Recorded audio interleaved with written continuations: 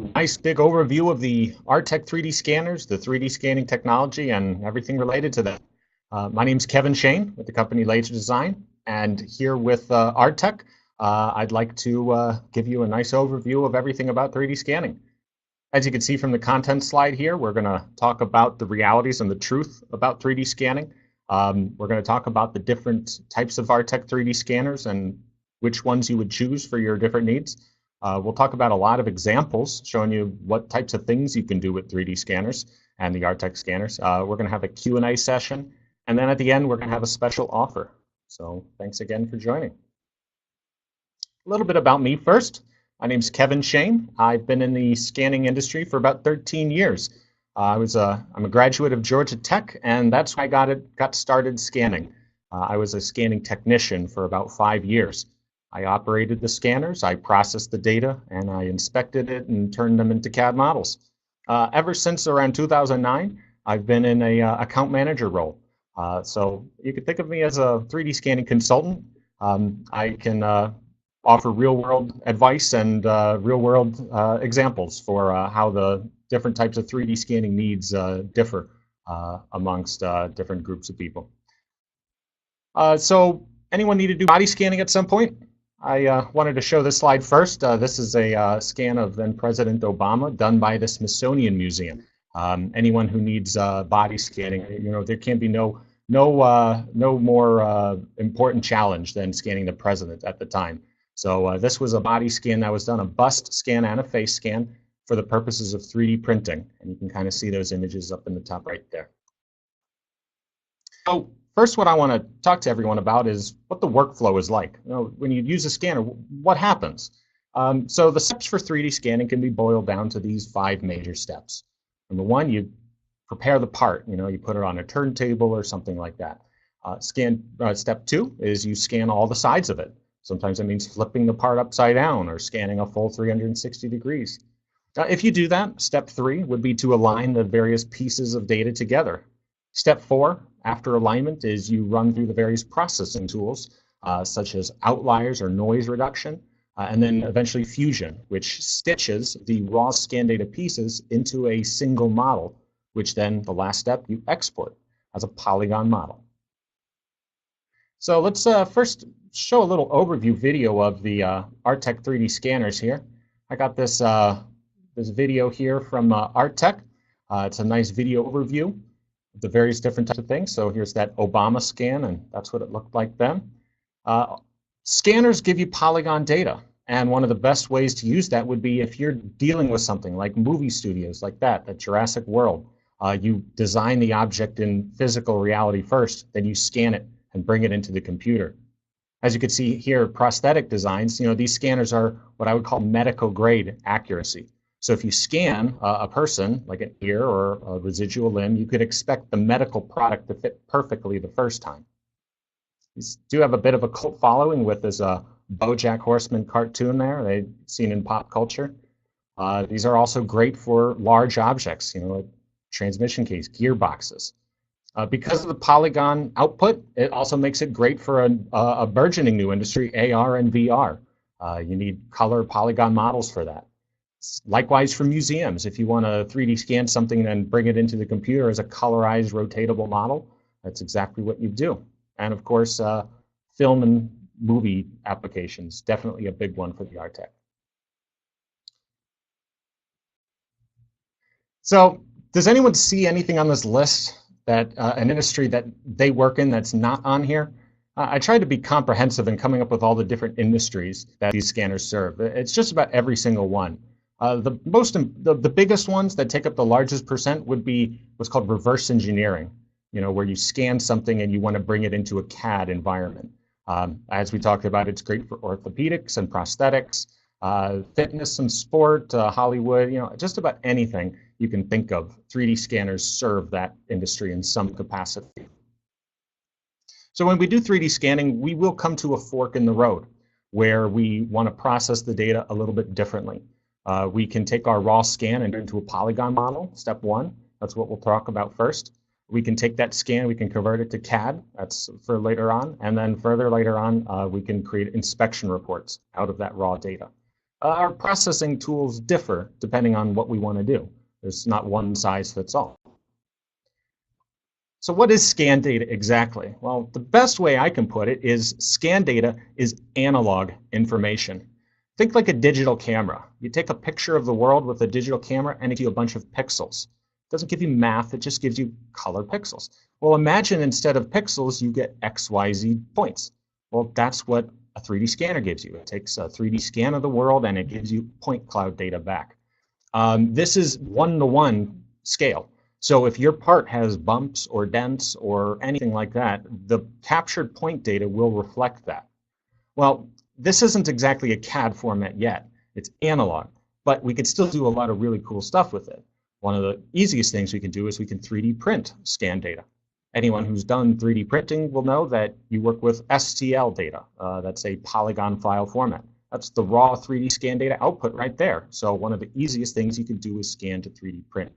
But we could do other things as well. 3D scan data could be used for product design, for example, designing a prosthetic part, and then also measurements and inspection. Because it's raw measurement data, it is the most reliable for doing things like checking your part to the prints and making sure that it's made correctly. So here's an example of one of the things you can do with just scan data, straight up scan data. We do a lot of 3D scanning for service projects here at Laser Design, and one of the things that we do is we have a lot of customers that come to us looking to do 3D printing. But what they have is they have physical parts at full scale. And so this is an example of a customer that want to create an online store and sell jewelry. And one of the things that he can do is he can do what's called a lost wax casting process. What that means is we will use the Artec scanners to scan his skulls. As you can see in the top right, those are all life-size scale. They're not small scale. We scan them in full scale. We generate a STL, a polygon file, which then can be 3D printed in wax. Then that wax 3D print can be used in the lost wax casting process to reproduce those pendants out of precious metals. So the solution for this customer is simply scan, 3D print the data in small scale, and then make your part. And so there's not a whole lot to it. It's a very simple, very effective 3D scanning process. And the Artec makes it the best for this is because these skulls have lots of undercuts and occlusions and interior things. You know, you got to get in between all the teeth and everything. And so these are areas where a handheld scanner really makes it really easy to do. Your strategy is just to casually move the scanner up and down, left and right to get in all the nooks and crannies. Generally, these skulls are what we call turntable scans. You scan it on a turntable, you flip it over, you scan a 360 on a turntable again. Generally, those 2 or 3 pieces are all that you need. But there's another thing that we can do with scan data. We can turn that scan data into a CAD model. Now, when we create a CAD model, it's different than scan. If scan data is analog, then you can think of CAD data as digital or vector information. Think of a tabletop surface. A tabletop surface is probably going to have imperfections in it, like a wood grain pattern. You rub your hands over a tabletop surface, you can feel it undulate up and down. And that's the data that the scanner gives you, just the undulating surfaces exactly as the part is. But a CAD model, like in SolidWorks or AutoCAD, is a mathematically driven part. Your tabletop surface would not undulate in SolidWorks. You would want it to be planar. A coffee mug is going to be designed in CAD as a cylinder. So we call the process of going from point scan data or polygon scan data to CAD, we call that reverse engineering. For example, you would want to reverse engineer a part into a CAD model. That means you first scan it, and then you draw a CAD model using special software that snaps to fit to the scan. And when we do that, we can either do it exactly to the part, what we would call an as-built model, or we can do what's called a design intent model, where we look for obvious defects like bumps and dents, or subtle defects like warping or asymmetry, and we can create a CAD model that fixes those. We don't change the scan data, we use that as the measurement foundation, but we draw the CAD model that meets our needs, whatever they may be. Here's an example of what a good scan to CAD modeling project looks like. This is a compressor wheel. This is a small part, and this is what I would call a performance surface part. A performance surface part would be something where the shape of it, as precise as it is really important to function. So a compressor wheel like this is basically the shape is You've got a center hub, then you've got one blade that is then patterned symmetrically around that center hub. So this is a great sort of part to scan with the Artec Space Spider scanner. It's easy, it's accurate enough to be able to capture it with the accuracy needed to produce this part, but it's also flexible enough to capture that S-shaped pattern in between the blades. So to do this project, we would first scan with the Space Spider, and we would capture polygon data, as you see in the red. And then what we would do is we would take that scan data into a program called Geomagic Design X. It allows us to import the scan and then draw a new CAD model that snaps to fit the scan. So we first model that center hub shape, then we model a single blade, make it perfect, then we pattern it. And this produces a part, a CAD model, that could be sent to a manufacturer, like a CNC machine, that will produce a part that is perfectly symmetrical. So that when it performs, it's not wobbling out of position. It's spinning in the way it ought to be spinning to achieve the best performance. So here's an example of another example of a type of project, but this is a much bigger part. This was a fun one, actually. This was a NASA craft, and they had a nose cone that was produced about 50 years ago. You know, in the old days, people banging on these parts with hammers, and so there's no CAD, there's no 2D drawings. This is basically a handcrafted, one-of-a-kind part. And what they really needed to do is they needed to install air sensors. But what they needed to do was drill from the outside into the inside. And one of the things they absolutely could not do is hit a stiffening rib that was on the inside. If they hit it, it would have compromised the integrity. They would have had to scrap the whole nose cone. Further compounding the problem was that they couldn't remove it from the aircraft. So you can see in the top left, it's about 15 feet off the ground. We had to climb up a ladder in order to get up there. So this meant that traditional scanners just would not work at all. So the solution, happily enough for us, was the Artec EVA scanner plus the target tracking add-on for it, where we put little sticker dots. They're totally optional for the Artec scanner normally, but it's optional for big, heavy-duty, high-accuracy projects like this. It took about a half day total to go out to the job site, set it up, take out the scanner, take some scans of the inside and the outside. This gave us a scan model, that analog scan that I referred to earlier. And then we used the software to create a CAD model that did a couple things. One, we gave them a CAD model that proved to them that their target, where they wanted to drill holes, would not interfere with the stiffening ribs on the inside. So their plan would be a success. But two is that we gave them CAD data so that they could reproduce it and do other sorts of simulations and design hypotheticals using that data. So this was a great project for the Artec EVA. It was the flexible right scanner to use for this. In fact, probably the only scanner that would have worked for this. And then we have the last fork in the road. If we're not creating a polygon file for rendering or CG or 3D printing, and we're not creating a CAD for manufacturing or something else, well, inspection. Is the part behaving correctly? Is it shaped correctly? And this is one of my favorite case studies using it. This isn't just simply you scan a part, you check it to the CAD and see if it's different. No, this is a motion study. So this is actually if you've sat at in the movie theaters recently, you may have seen those new fancy seating that they have with a button that you press and your feet slide up and out, and it's really comfortable. But this is the mechanism that works, that makes it work. And so this slider would go left to right across the arm. And so this customer was noticing the slider would wobble. It would literally come off the track. The seat adjuster function would work fine, but the wobble was kind of an unknown element. Was it safe? Was it unsafe? They had no idea. And so they had us scan it with the Artec Space Spider. And because it is a handheld scanner, it's a video mode scanner, we could actually move with the slider mechanism as it's in operation. And what you're seeing, this little picture right here, is what a single frame of data looks like. There's the screw threads there, there's the slider with the B, A, the red, yellow planes, and then the arm with the XY plane. And we could graphically show and prove how much the wobble was going. And so it's this little image right here. You can see it, but it's just, we took the data into Excel and we literally plotted it on a graph. And we could prove to the customer exactly how much it was wobbling and rotating off the X, Y, and Z axes and planes. So the Artec was literally the only scanner that could ever work for this. The color capture allowed us to figure out exactly where the slider was at 1-inch hash marks that we drew. And there was no need to go to CAD. You know, this is a project where we don't need CAD to be successful.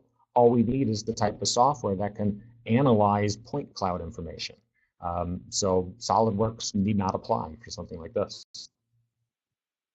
So now that we've seen a bunch of different examples, it's important to know there are three major types of 3D scanning technologies. In a nutshell, they work like this. A box shoots out light. The light interacts with an object, usually hits it and reflects back. And then a sensor collects how that light is reflected back.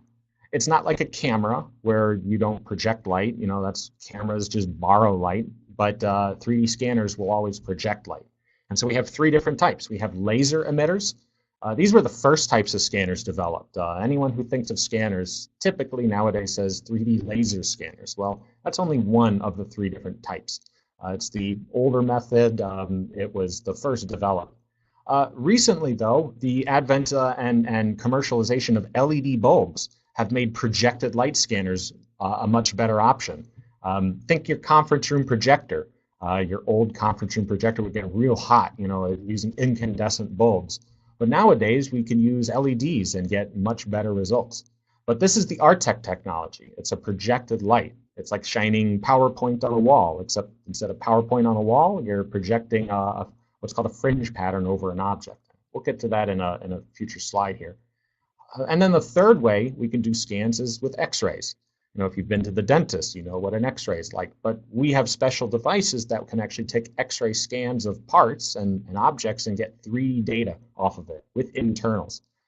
The downside of X-rays is it's not portable. It's not handheld. They're really big, expensive machines, and there's of course X-ray radiation. So X-rays is a niche sort of thing, but Artec is the projected light technology here. And here's how it works. In a nutshell, the scanner will flash a fringe pattern. Think of it like a barcode pattern, but it's not just a bunch of vertical lines. It's a squiggly lines looking thing. It's a goofy pattern, but it's a known shape. So as the light from the scanner flashes this pattern and that pattern distorts over the object, cameras will fire at the same time, and they will pick up how that fringe pattern distorts over the surface and the topography of the object. And the result of this is this will give us a frame, a single frame of XYZ data points. Think of it like a digital camera giving you pixels, except that each one has depth. And that's what a single frame of data from the Artec scanners looks like. The scanners will scan in video mode, though, up to 16 frames per second. So it's not just a point-and-shoot scanner. You hold it there, and it's capturing video mode. So you're basically videoing your part. So what the software does, the scanner collects single frames of data 16 times a second. The data is transferred via USB cable to your PC, where then software automatically aligns those frames of data together, and then software fuses all those frames of data into a polygon model. Down on the bottom right, you can see this the blue and orange cone information. This is the field of view difference between the Artec Space Spider, which goes between 200 to 300 millimeter distance away, and the Artec EVA, which can see between 400 and 1,000 millimeters away. Put another way, your EVA is like a can of spray paint or a paint roller. It's designed to scan big objects very quickly. The Space Spider is like a fine brush. It's designed to scan smaller areas with much higher detail and resolution. So I would suggest with the Space Spider, anything up to the size of a microwave oven is a really good object to scan. It's a soft limit. It's not a hard limit. It's not like anything larger than a microwave, you can't do it. It's that as you get larger and larger and larger, it will feel more like you're mowing the lawn of a football field with a push mower. So depending on your project needs, you might want the EVA, you might want the Spider, or you might want a combination of the two. We use a combination of the two all the time for projects, big objects that have high detail in small regions. We scan the macro area with the EVA first, that we scan the micro details with brighter.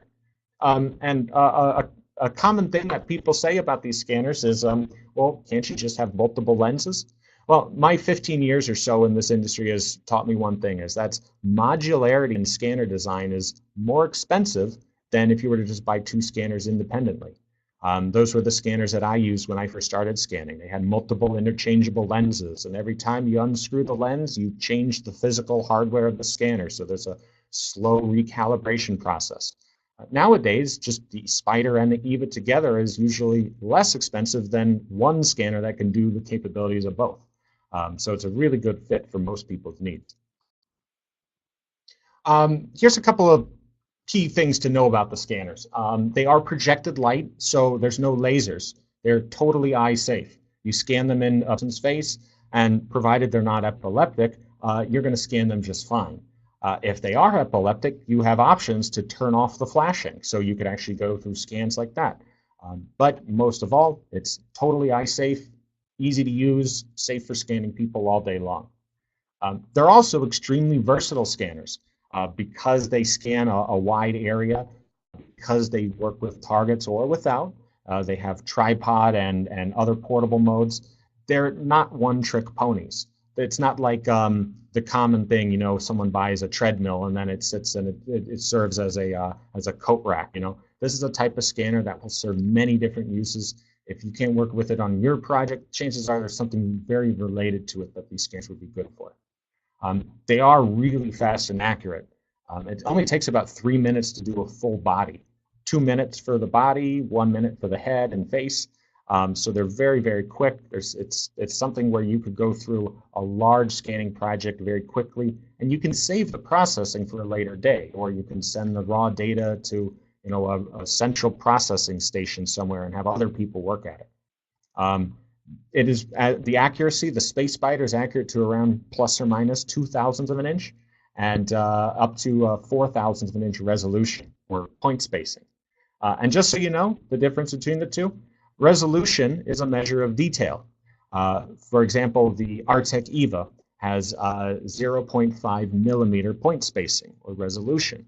So if you have a part that has a series of 1 millimeter wide grooves, the Artec EVA is going to give you data where those grooves look like V shapes, because a 1 millimeter wide groove with 0.5 millimeter point spacing gives us 3 points defining that profile. So that's resolution. Accuracy is a measure of how accurate a part in reality measures up to the digital data. So if you were to measure a 1-inch sphere and you scan it, and if it's physically a perfect part, perfectly 1 inch, well, with an accuracy of plus or minus 0.02 of an inch, measured data is going to give you either 0.998 inches diameter or 1.002 inch diameter. So that would be accuracy. And accuracy and resolution are related, but not the same. A couple more things. They are ridiculously easy to use. You generally need a little bit of a crash course training to be able to work with it. Because the scanning is different than the processing, it is very, very easy to pick up the scanning, and the autopilot within the processing software is basically like training wheels for processing the data.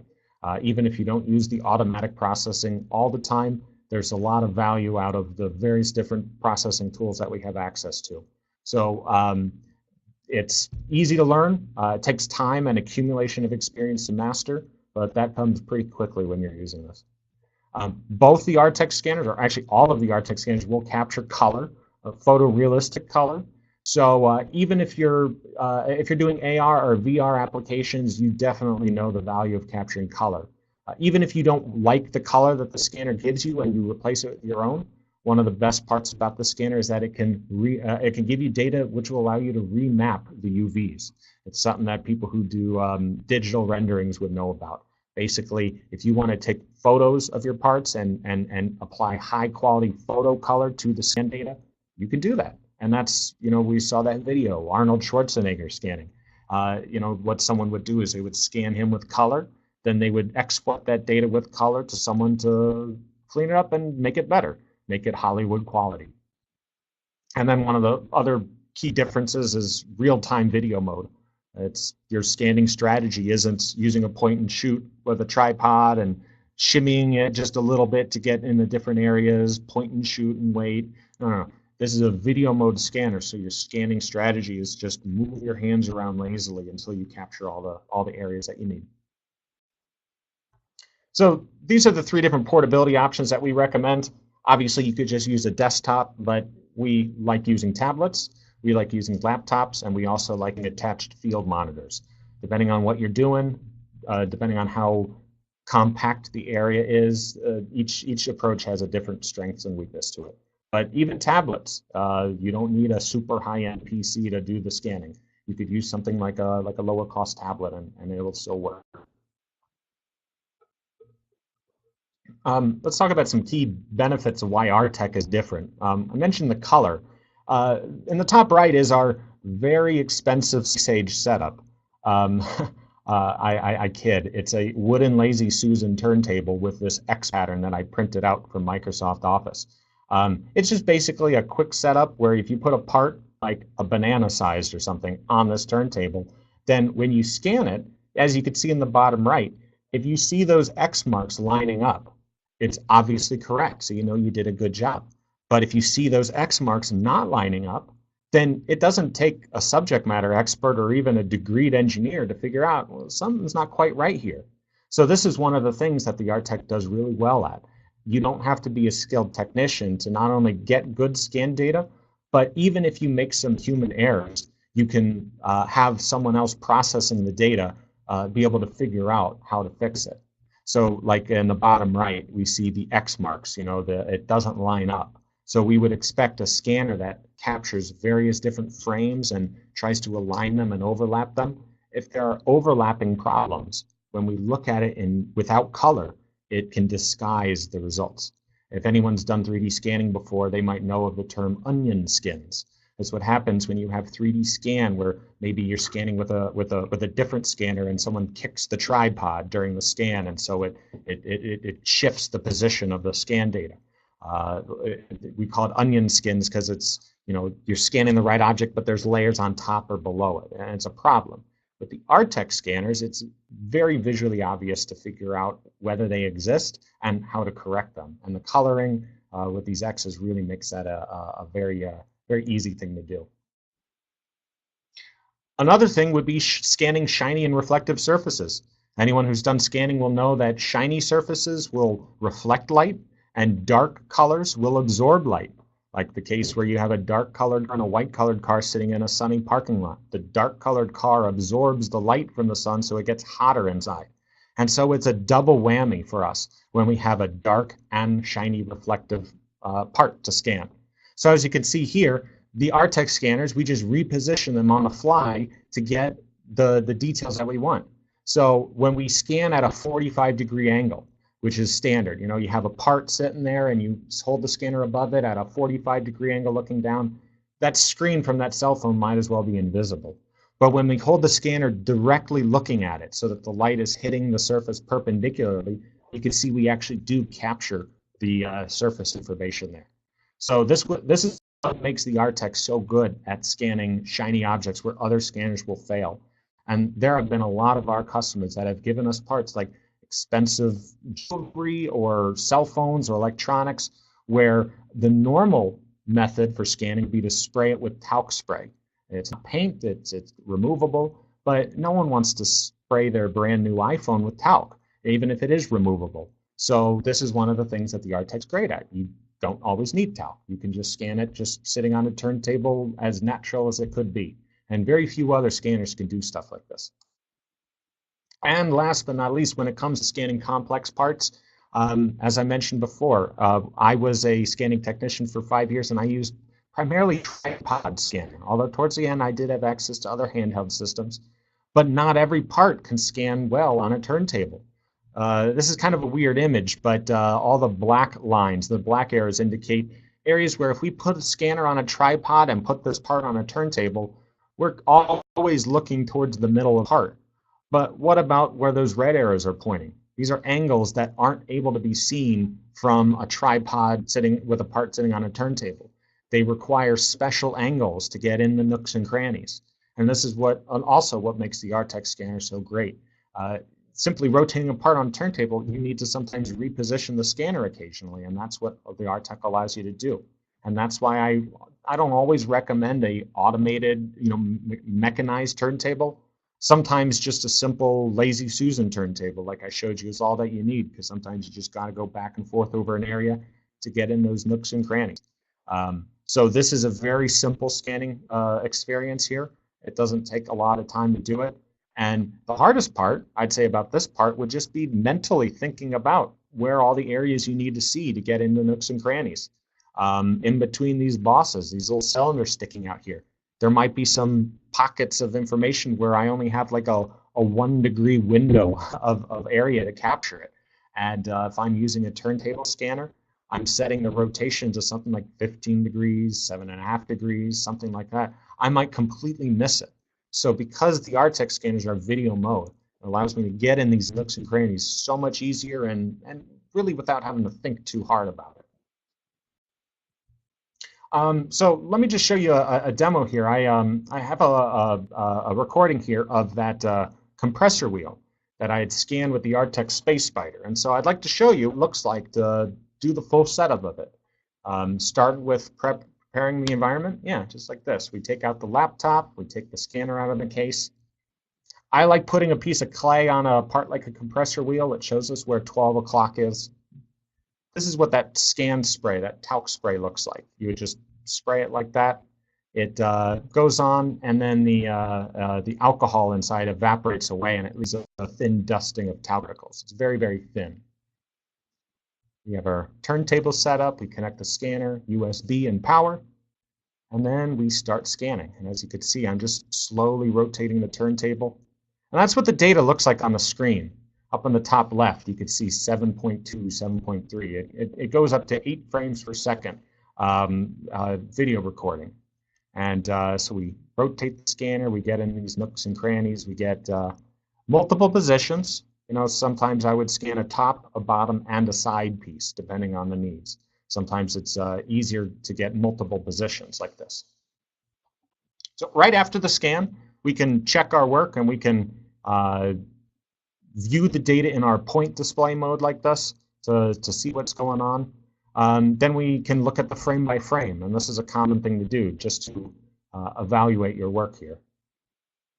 You can see the frame by frame here. All right, so the next step would be you zoom in on those X marks, and you can see before and after. I'm doing, I'm getting some people in chat saying no YouTube video. I'm not sure. I hope it's not just an issue for everyone, and I hope it's just for you. But moving on with the video here, for those that can see it, we can use our software to then click points and use the alignment to fit these data points together. But we can also go use the autopilot instead, and our interface changes, and we can see up in the top left, we just answer a couple of questions. Is the part small or medium? Is it, do you want to hold fill? Is it easy to scan? So once we set our parameters, we run through the autopilot method here. As you can see here, the autopilot did an auto alignment. Looks good. We're moving forward. There we go. We're done with our results. All that raw data gets turned into a dense polygon mesh, as you can see here. It takes all of our raw data frames, figures out how to fit them all together, and as you can see here, we can export it as an STL or any other polygon file format we can see, OBJ, WRL, etc. And that's a start to finish process for the scanner. It takes usually about 5 minutes to scan a small part. Actually, it takes about a minute to scan a small part or two, and then 5 minutes to run through an autopilot. Depending on the part, the complexity, that time scales up depending on how complex the part is. But as you can see there, that little compressor wheel didn't take too long at all. So that's a big overview of the scanning. Our special offer, I'd like to make everyone aware of. Free demo and consultation. Give us a call, write us. If you think you need 3D scanning, if you think there's something that it could help you with, no charge. We'll give you a free demo, ship us a part, we'll pick a sample part here, we'll show you how it works. Free shipping as well as free training with the scanner. So there's really not a lot that that should be preventing you from at least inquiring and seeing if this will work for you. Here's our contact info up there, info@laserdesign.com if you want to make general inquiries. If you want to talk to me directly, Shain at Laser Design. There's our phone number right there, 952-252-3479. And here's where you could buy if you are interested. Artec's website here, or you can go to our website. I think when the webinar closes, you'll automatically be taken to a page to learn more if you'd like to learn more. But what I'd like to do is kind of open up the floor here to some question and answers here. Freely type in chat if you have any questions. I've got a one already here from Eric. Does the software come with the scanners, or is it a separate fee? If you get a quote from us, you'll always get a quote for the scanner and a license of software. They don't come included because some people want to buy the Artec EVA and the Space Spider. So they would buy a scanner and one scanner and the software first, and then later on they want to buy just the second scanner. So we bundle them. We do have discounted bundles, but in general, we would just figure out exactly how many licenses of software you need and quote exactly that.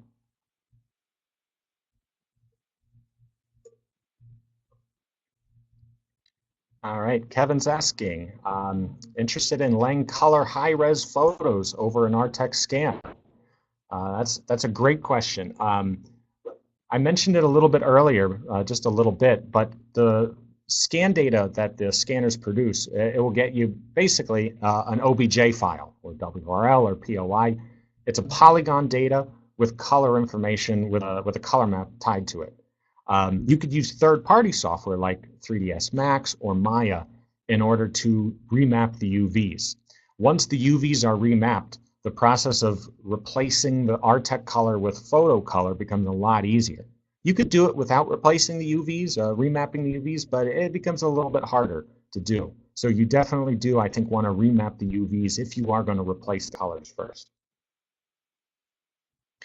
Looks like another question, is the Leo ready? We're very close. We're thinking Artec is planning to release the Leo sometime in the middle of the summer here. We are very eagerly awaiting ours. I can't wait for it. If I buy a scanner now, how long before these scanners are obsolete? That's a really good question. A lot of people ask that. In a nutshell, we are not experiencing growth in the 3D scanner hardware year over year. In fact, it's like a piecewise function. A bundle of hardware will last for 5 to 10 years.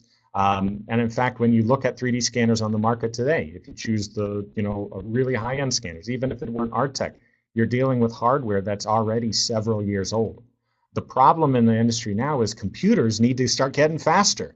The Space Spider will scan an object the size of a tissue box, and it will give you 20 million data points, raw data. And that's, choking most PCs other than, somewhat high-end ones.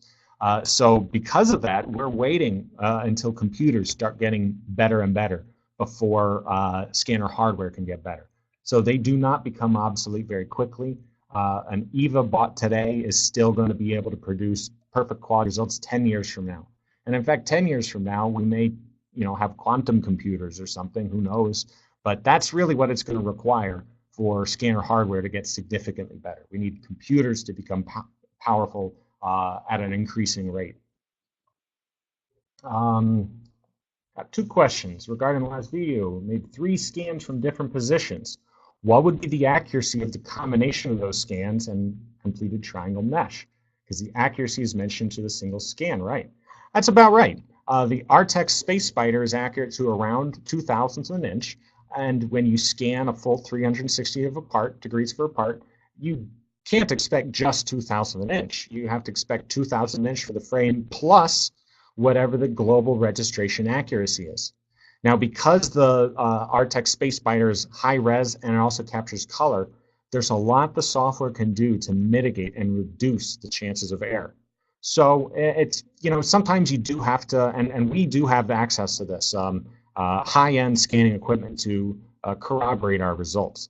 But in general, you can expect small objects the size of a baseball to be at that listed 2/1000 inch accuracy.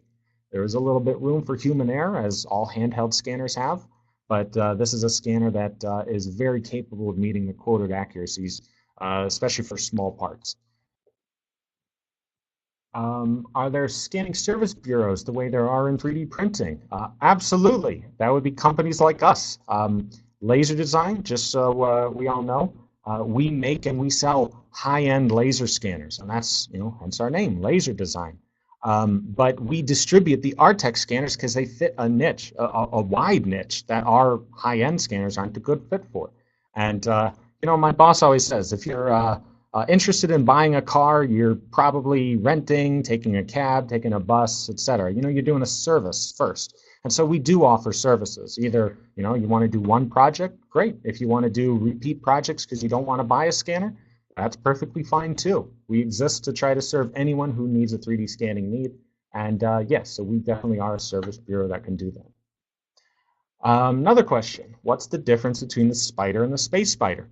The hardware is basically the same. Accuracy, resolution, the sensor hardware. Artec made a choice that they wanted to make the Space Spider, they wanted it to be water-cooled. As you may know, when you're using light, the scanners will, metal and plastic subcomponents will heat up and change shape. This changes the accuracy of scanners, and that's why for the longest time, all laser scanners had to be warmed up first to reach a stable temperature. The Artec scanners don't really need that, though. They have onboard temperature calibration and sensors to mitigate that and scale the data appropriately based on expected shrinkage and that sort of thing due to heating up, blah, blah, blah.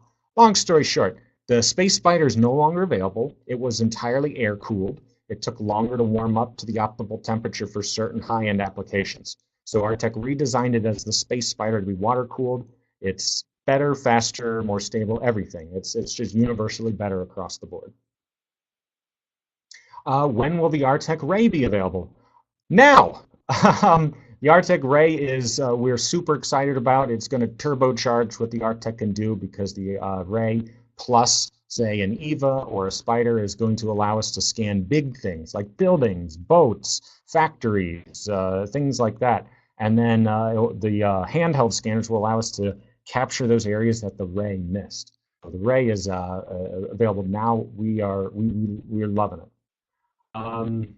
Another question, will Artec offer a discount for software purchased by a university? Yes, we've got two forms of education deals available. We've got the, just if you're a college or university, we'd love to give you an education discount. If you meet a certain set of criteria, we've got education bundles available, including software, lots of software, for example, installing on a computer lab so that a bunch of students can get access to it, that sort of thing. Can these Artec scanners be used to scan buildings? Yes, the Ray will be used for scanning buildings. For 3D printing, how does the Artec software interface with the 3D printer software? The good news is that the Artec scanners, as well as, let me just say, any scanner worth their salt nowadays, will export to generic, open source, non-proprietary data files like STL. .stl is the most common file format for 3D printing. So the Artec scanners will export to that file format, and you cleanly import that into your 3D printer software. Just find out what 3D printer software file formats work best. I've seen some 3D printer software that prefers OBJ. I've seen some that prefer STL, but both of those the Artec will give, as well as many other non-proprietary Polygon formats. What is the minimum computer processing power needed to run the scanner? So that's a great one. The minimum you need is something like a basic bare bones tablet, integrated Intel graphics cards, that sort of thing. That will run the scanner, and that's why I recommended on a previous slide the different modes. Here, let me scroll up to the slide here. Different portability options is tablet, right here, tablet, laptop, and attached field monitor. So that tablet is an integrated Intel graphics card. You don't need a high-end PC to run it. For processing the data, running all the processing steps, that's where you start to need something like a gaming-style computer. Not an NVIDIA Quadro high-end graphics card, but something like a gaming style, an NVIDIA GeForce GTX graphics card, 1070, 1080. They're lower cost compared to high-end engineering computers like Dell Inspiron laptops that cost $5,000 for SolidWorks processing. You don't need that. You need a gaming style for processing. You could use the high-end ones. It's not going to hurt you, but you don't need that high-end just to run the scanner. Good question. What is the cost of the scanners? List price for the EVA Lite starts at $9,800, so you can get a scanner for under $10,000.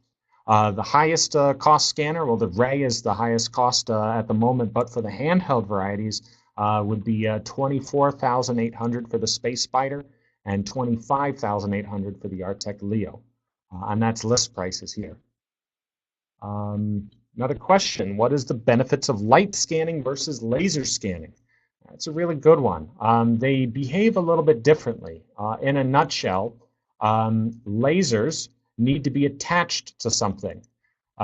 Because lasers will scan slices at a time, you just wait until the laser line sweeps down over the object. The scanner or the object must remain still. And if you have movement, you get what I mentioned earlier, onion skins. You're scanning a part and then you accidentally kick the tripod and then it's in a new position. So you have two different layers on top of each other, and that's bad. Laser scanners tend to be an older tech, but nowadays they work just about the same, except that the projected light from the Artec scanners tend to be a lot more flexible, a lot more versatile. They see a frame of information at a time, so you don't just see a single slice for a second of scanning, you see a whole big area. And that's what allows us to do that video, that motion scan that I was talking about earlier. Another great question, can the scanner work with glass objects like glass bottles, etc.?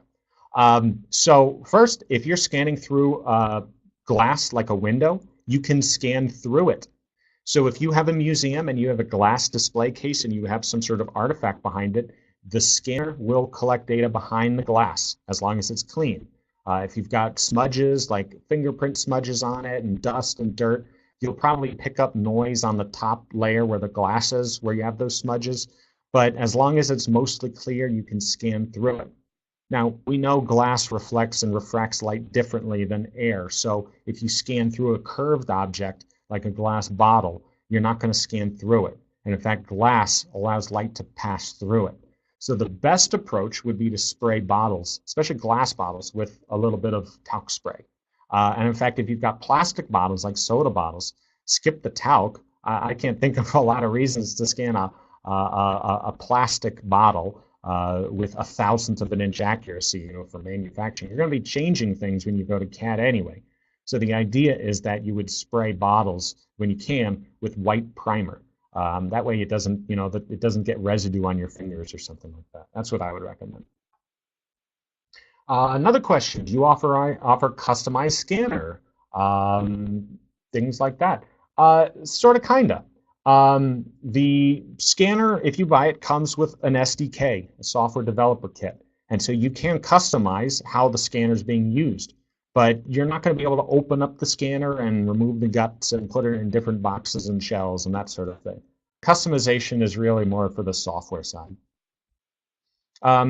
Someone asked if the webinar will be recorded. Yes, this is being recorded right now, including all the questions. Someone asked about the price for the Ray. It's going to be around $60,000 MSRP for the Ray. Another question, do I need to have an engineering background to use the Artec scanners?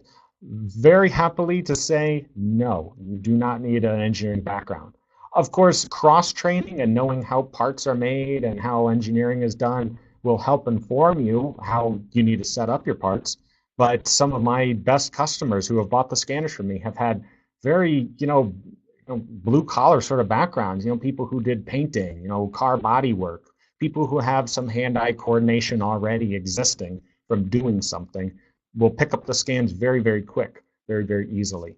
I can't think of anything that would require an engineering background to use the scanner, though. It's just not the right technology that requires that degree to understand it and work with it. Do we rent the Artec scanners? Yes, we do. If you want to rent to try before you buy, please let us know. The downside for a rental is actually, I'll say the upside to a rental is you would get a laptop with licensed software for the rental to run the scanner, but the rental would not come with reverse engineering or inspection software. So if you rent to collect data, if you don't have the right software to process that data, you could always send that data to us to process for you. Or you can, we sell that software too if you want to buy.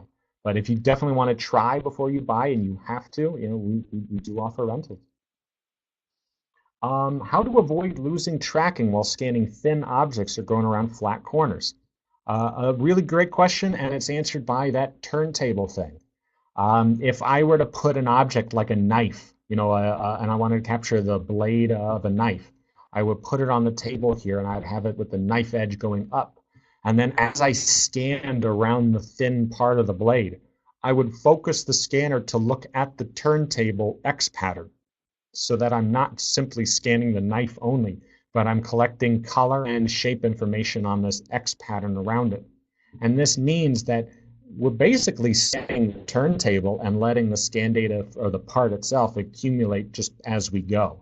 And so when I scan and I rotate around the thin edge, I want to make sure I'm looking at the X patterns around it because that's going to help everything stay aligned and not get confused between which side of the thin edge is which side. That's a common thing that can happen with some scanners. So the fact that we have color information makes this ridiculously easy to do.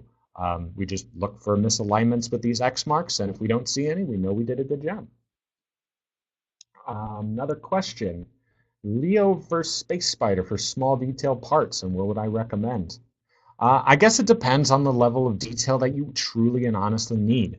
If I'm scanning something like a coin die, like a plaster coin die, usually it's made out of plaster, it's 9-inch diameter or so, and people, mints would shrink it down to make, specialty coins out of it. I would expect that the level of detail would need to be as high as possible. So I would scan with the Space Spider for something like that.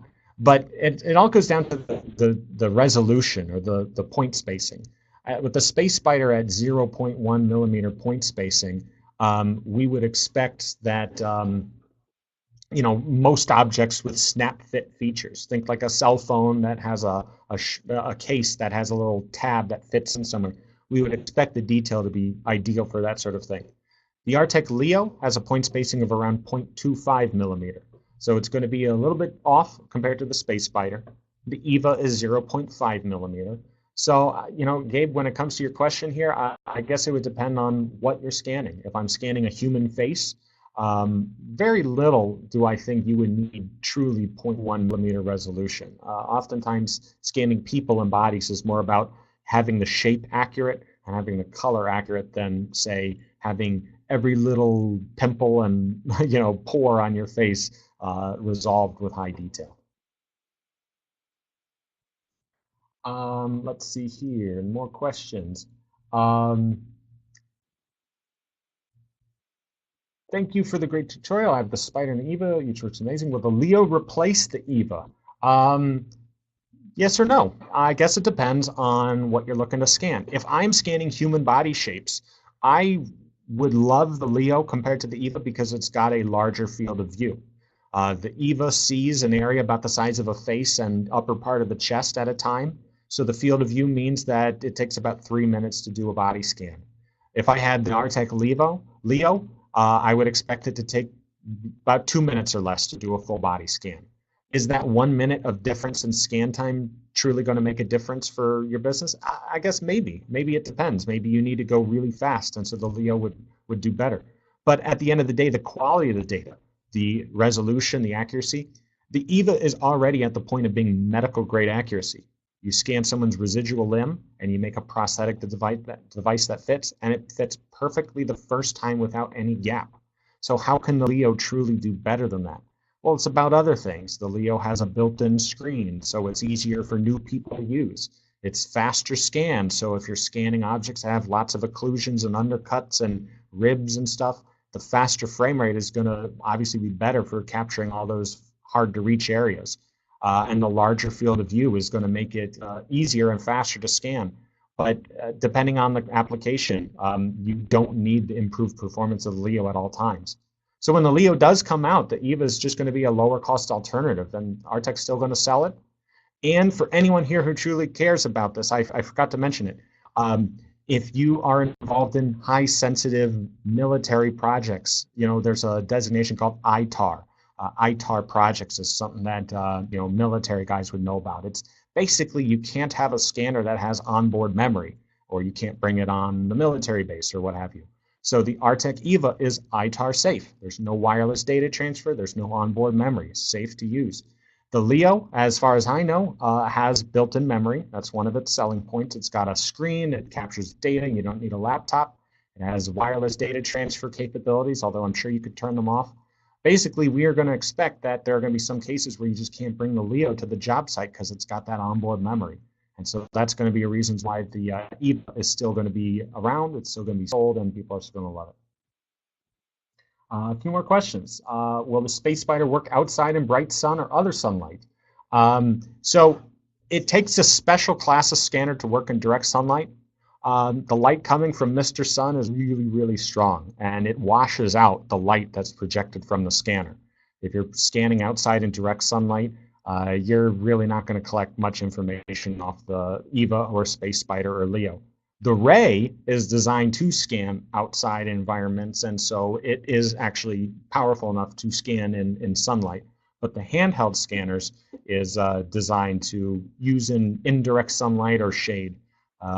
We've scanned out before. I've climbed up painter scaffolding 30 feet up to scan architectural stonework. So it's designed to work even in indirect sunlight, just no direct sunlight. More questions.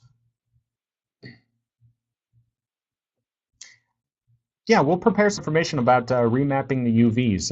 For the most part, my customers have found that using Maya or 3ds Max, 3D Studio Max, are the two programs that most of people that I've seen using for mapping the UVs. I'll try to dig up some resources about that, and I think maybe we should have more information about that for sure. That's a big one that people do in AR and VR, is that sort of thing. Interested in laying high-res photos over the Artec scans? Basically the same thing. You would remap the UVs if you want to replace the color from the scanner with your own photo color. If you don't remap the UVs, you're going to just sweat a little bit longer doing the work. You could still do it, but remapping the UVs is an ounce of prevention is worth a pound of cure, that sort of thing. You remap the UVs, it takes a little time, and you save hours on the back end. Questions about return policy if it doesn't meet our needs. For these scanners, as soon as they ship out and you open up the box, they lose their value as being a used scanner right away. We don't have a return policy for them. We want to make sure that if you're interested in the scanners, we do a thorough demo, we do a full consultation, and we have we make sure you have warm fuzzies before you decide to buy. If you're buying, I would want to make sure you know what you're getting into and you don't have lingering questions. I want you to make the most well-informed decision possible. A couple more questions here. What software do I need to reverse engineer besides my SolidWorks? We talked about the difference between analog data, scan data, and vector data, CAD data, before. Geomagic Design X, Space Claim, Rhino, these are all purpose-built softwares that will import scan data, process it, and export CAD.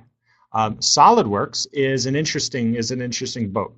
For the longest time, SolidWorks was happy as could be to just be a simple CAD CAM CAE company software platform, working exclusively with vector CAD models. But now there is happily a plugin called Geomagic for SolidWorks. We sell it. If you're interested, we could demo it and show you all about it, but it builds a tab into SolidWorks that allows you to import scan, design and sketch and create a CAD that fits the scan and export a CAD model with or without a parametric tree.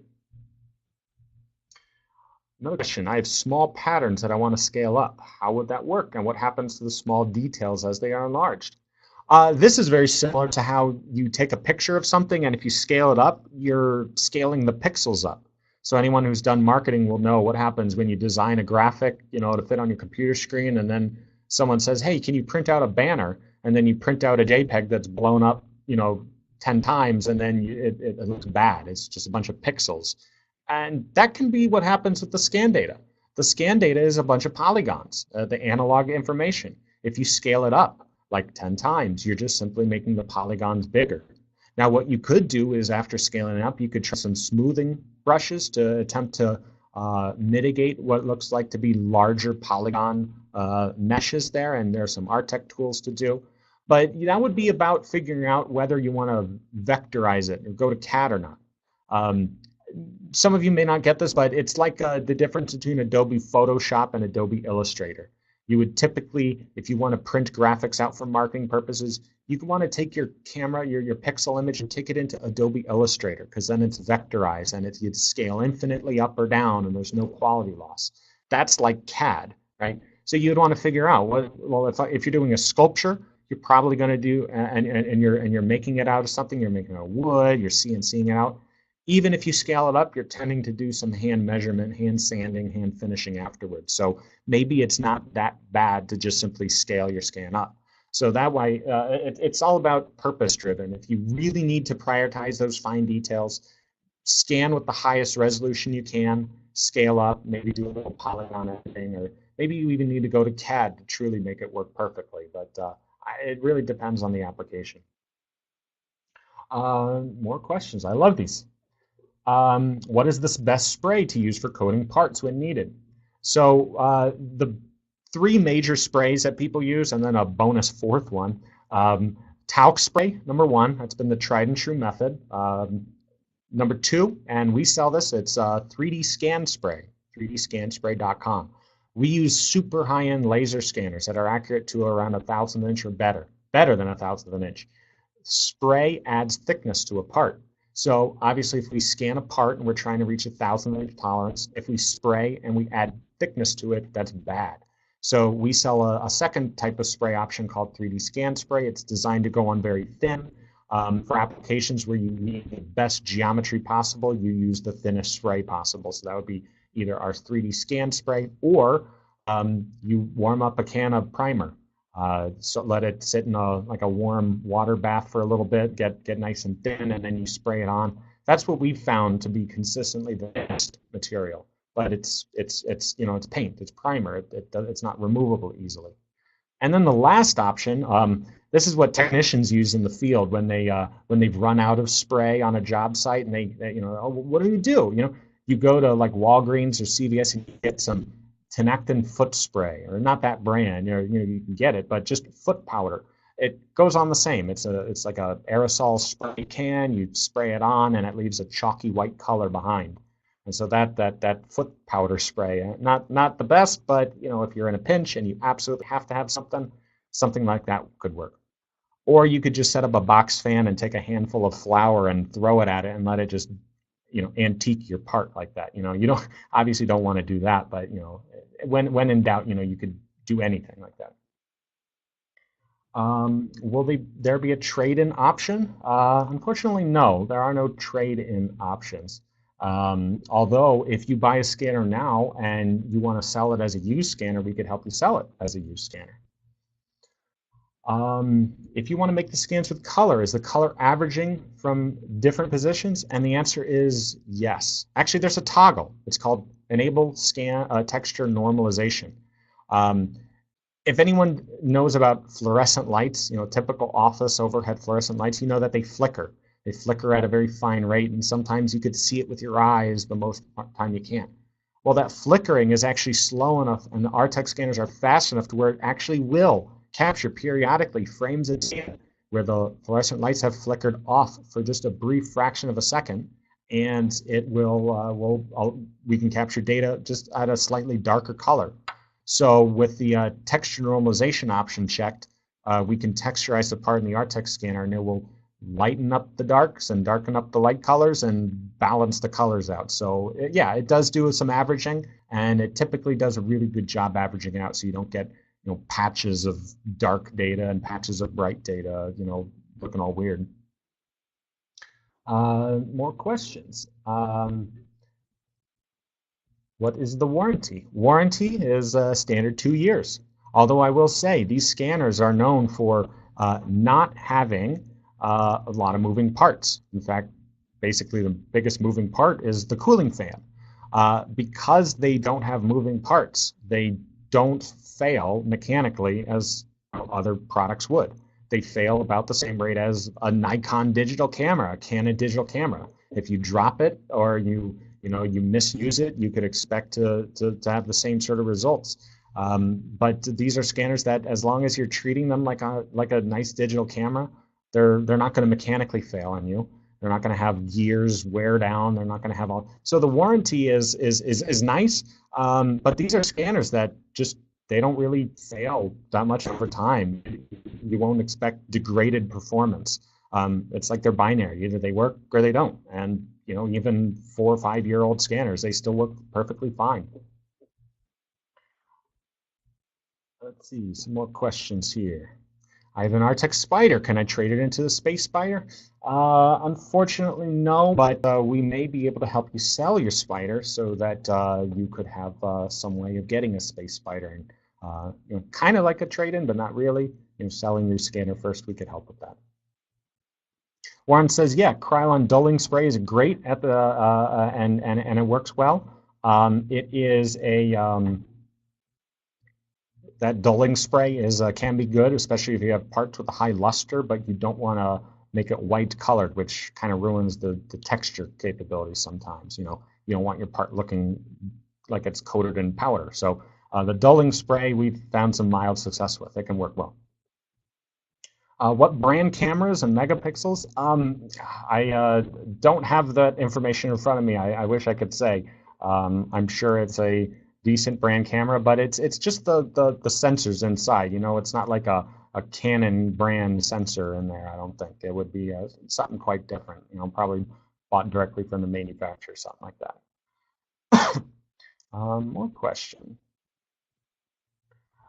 If the scanner is attached to a robotic arm, does it give better scans than the human scanning? Yes and no. What I have found is that the handheld motion of the scanner is more often than not better than if it were attached to a rigid device like an arm or a tripod. The reason being is because, especially for complex parts, sometimes you really do just need to lower the scanner and rotate it by a degree. And that's what you need in order to get in some pocket, some hidden recessed pocket. And if you're if you're like a millimeter to the left, you're not getting it. If you're a millimeter right, you're not getting it. So the handheld scanner approach is usually going to do better than a robotic arm. However, with that said, there are some robotic arm approaches out there that make it really simple to do simple scans. If you've got, a shoe, for example, or if you have like a little action figure, or if you've got something, there are robotic arms that can really work really well. More questions. Any recommendation on scanning hair, sponges, spiky objects? And then another question about can never get the hair to scan right. So the scanner works best when you're scanning solid objects, a sheet of paper, plastic, metal. If it has a physical shape there, it's great. Hair is a bunch of fibers. And so if you have frizzy hair, that's going to be really difficult to scan. So for scanning hair, what I found, number one, is try to use some sort of dry shampoo. Dry shampoo will typically get the hair clumped up, so it's not as a bunch of frizzy fibers, but they can clump together into a little cluster of hair, and that can make a big difference. Using hairspray or hair gel, kind of the same thing. Kind of comb it, mat it flat if you can. And also the sensitivity options, like for example the Artec Spider. The sensitivity options mean that you want to increase the sensitivity when you're scanning hair, because otherwise the surface detail is just really noisy, and hair itself is noisy and a bunch of fibers, so and sometimes shiny and oily. So having the sensitivity up high means that will mean the difference between capturing hair and not capturing hair. There are a bunch of different ways you could do hair. My favorite though is dry shampoo, or wet your hands and put them in your hair and pat it down, and that can oftentimes be the key for scanning hair successfully or not. My Artec Spider flashlight, the lighting is not working, but my warranty is expired. What options do I have? Just because the scanner is off warranty doesn't mean it can't be fixed. Artec would be definitely able to troubleshoot and help get your scanner fixed. So after this webinar here, if you could reach out to us, tell us about your scanner, we'll figure out a path for getting this repaired for you.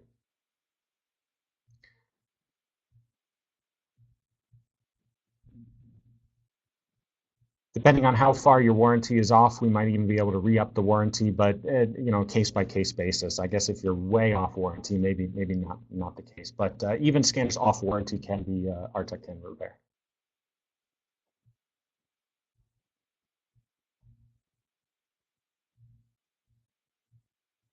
Oh, someone asked earlier, can both the Space Spider and the Eva use battery packs? Yes, yes, they can. We sell the battery packs either individually or as a bundle of two, and the batteries last a really, really long time. If you're scanning, the scanner is really only drawing battery power while the scanner is running. It's using very little battery power while it's just sitting idle. So you could expect, for depending on what you're using, for a battery on a charge to last a week or two. If you're doing scans constantly for 24 hours, a solid, day, 2, 3 at a time, maybe you want to charge it overnight. But when we use it at our company here, when we're not going to job sites and scanning constantly, but we're just doing demos in here and service projects occasionally, the battery pack lasts for a week or two. It's great like that.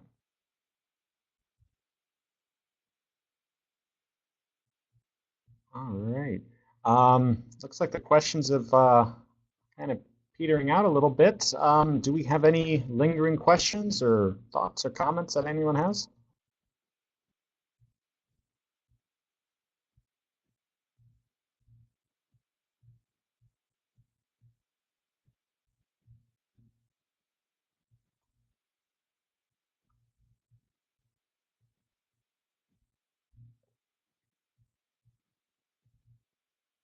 I get a little notice when people are typing, so I'll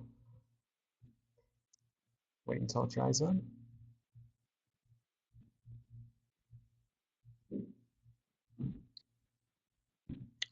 All right.